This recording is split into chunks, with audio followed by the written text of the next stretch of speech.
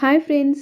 విష్ణుగుప్తుడి అమ్మా నాన్నలను ఘనానందుడు చంపేశాడని తెలిసాక అతడికి ఈ లోకమంతా శూన్యంగా కనిపించింది. అప్పుడే విష్ణుగుప్తుడితో వాళ్ళ నాన్న స్నేహితుడైన కాత్యాయనుడు, నువ్వు ఈ రాజ్యానికి దూరంగా ఎక్కడికైనా పారిపో, లేకపోతే ఘనానందుడు నిన్ను కూడా చంపేస్తాడని అంటారు.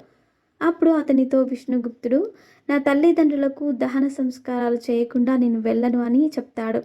దాంతో కాత్యాయుడు విష్ణుగుప్తుడితో, అయితే నువ్వు ఎవ్వరికీ కనబడకుండా గంగానది తీరంలో ఉన్న రావి చెట్టు దగ్గర ఉండు, నేను అక్కడికి నీ తండ్రి శవాన్ని తీసుకొని వస్తానని చెబుతాడు. అతను చెప్పినట్టుగానే విష్ణుగుప్తుడు తనను ఎవరు గుర్తుపట్టకుండా ఉండడానికి అతని శరీరానికి మసిని పూసుకొని గంగానది తీరంలో ఉన్న రావి చెట్టు దగ్గర పొదలను దాక్కుంటాడు. ఆ మరుసటి రోజు రావి చెట్టు దగ్గర ఎవరు లేకపోవడంతో విష్ణుగుప్తుడు అక్కడికి వెళ్ళి ఆ రావి చెట్టుకి కట్టి ఉన్న అతడి తండ్రి తలను కిందకి తీసుకొని వస్తాడు. అప్పుడే కాత్యాయుడు విష్ణుగుప్తుడి తండ్రి శరీరాన్ని అక్కడికి తీసుకుని వస్తాడు.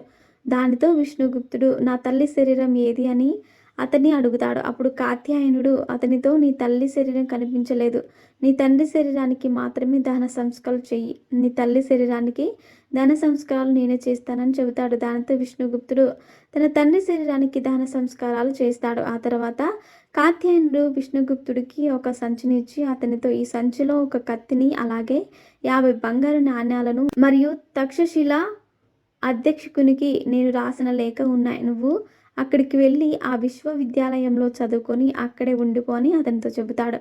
అప్పుడు విష్ణుగుప్తుడు కాత్యాయనుడితో, బాబాయ్ నాకు ఒక మాట ఇస్తావా అని అడిగాడు. అప్పుడు కాత్యాయనుడు, చెప్పు నాన్న, ఏదైనా నీకోసం చేస్తానని అన్నాడు.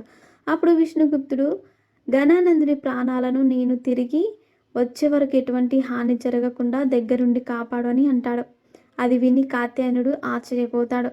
అప్పుడు కాత్యాయనుడు విష్ణుగుప్తుడితో, మనకి పగలు వద్దు అని చెబుతాడు. అప్పుడు విష్ణుగుప్తుడు, నేను విష్ణుగుప్తుడిని కాదు బాబాయ్, చాణక్యుడు.